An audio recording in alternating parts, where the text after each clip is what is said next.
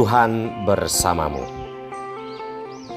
Inilah Injil suci Yesus Kristus menurut Yohanes bab 10 ayat 22 sampai dengan ayat 30.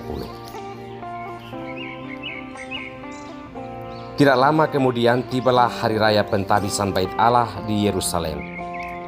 Ketika itu musim dingin, dan Yesus berjalan-jalan di Bait Allah di serambi Salomo. Maka orang-orang Yahudi mengelilingi dia dan berkata kepadanya, "Berapa lama lagi engkau membiarkan kami hidup dalam kebimbangan? Jikalau engkau Mesias, katakanlah terus terang kepada kami." Yesus menjawab mereka, "Aku telah mengatakannya kepadamu, tetapi kamu tidak percaya. Pekerjaan-pekerjaan yang kulakukan dalam nama Bapa-Ku, itulah yang memberikan kesaksian tentang Aku. Tetapi kamu tidak percaya, karena kamu tidak termasuk domba-dombaku. Domba-dombaku mendengarkan suaraku, dan Aku mengenal mereka dan mereka mengikuti Aku.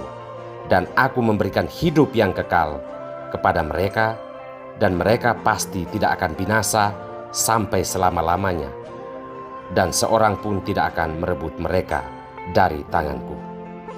Bapa-Ku yang memberikan mereka kepadaku lebih besar daripada siapapun, dan seorang pun tidak dapat merebut mereka dari tangan Bapa. Aku dan Bapa adalah satu." Demikianlah Injil Tuhan.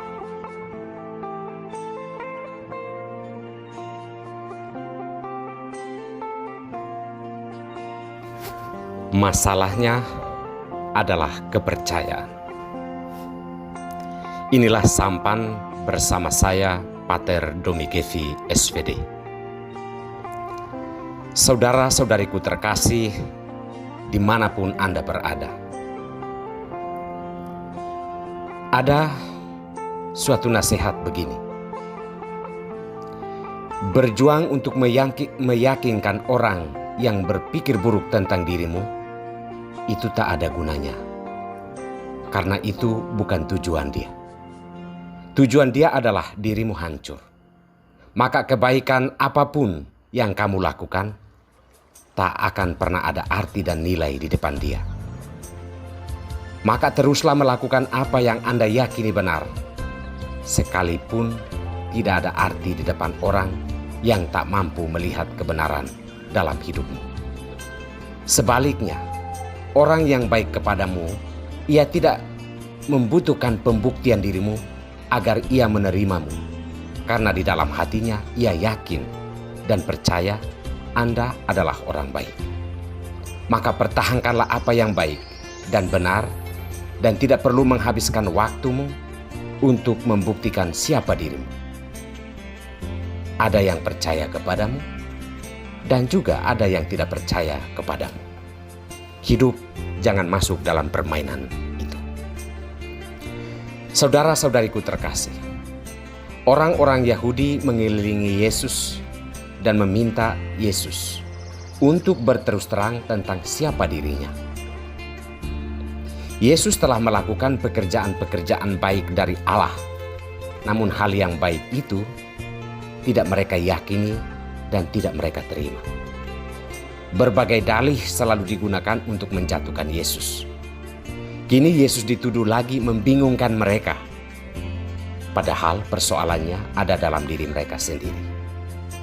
Yesus telah membuktikan semua kata-katanya dalam pekerjaan-pekerjaan baik, namun mereka tetap tidak menerima itu sebagai kebenaran dan tidak menerima Yesus sebagai Mesias yang datang dari Allah.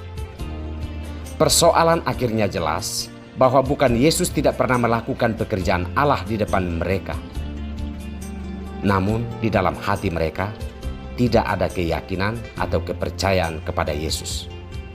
Menurut Yesus, mereka itu bukan domba karena mereka tidak mengenal dan tidak mau mengenal suara gembala. Yesus tidak mau mengikuti permainan hati manusia yang labil. Ketika ia menerima kebaikan, ia akan baik. Namun ketika ia tidak nyaman, Tuhan dan sesamanya yang menjadi kambing hitam. Memang hidup begitu murah hanya untuk memuaskan hati manusia yang tak pernah puas dan tidak memiliki kepercayaan atau keyakinan dalam dirinya. Kisah Injil hari ini mengingatkan kita untuk tetap belajar menjadi domba yang mau mendengar dan percaya akan pekerjaan-pekerjaan Yesus dalam hidup kita untuk menyelamatkan kita. Kita belajar percaya dari jemaat perdana yang memiliki iman yang sungguh akan Yesus. Dalam tekanan berat seperti apapun, mereka tetap percaya dan tidak berhenti mewartakan Injil kepada sesama.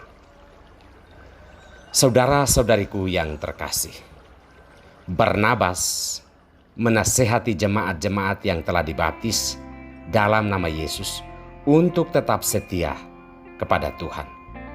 Apapun keadaannya, baik atau buruk, kesetiaan dan kepercayaan kepada Tuhan janganlah pudar atau hilang. Ada begitu banyak hal baik yang dilakukan Tuhan dalam hidup kita. Kenalilah semua itu untuk percaya bahwa Tuhan itu ada dan Ia menyertai hidup kita selalu. Iman jangan didasarkan pada hal-hal duniawi, karena hal-hal duniawi datang dan pergi. Tetapi Allah tetap abadi, menjanjikan kehidupan dan keselamatan bagi orang-orang yang percaya teguh dan setia kepadanya. Tuhan memberkati kita semua.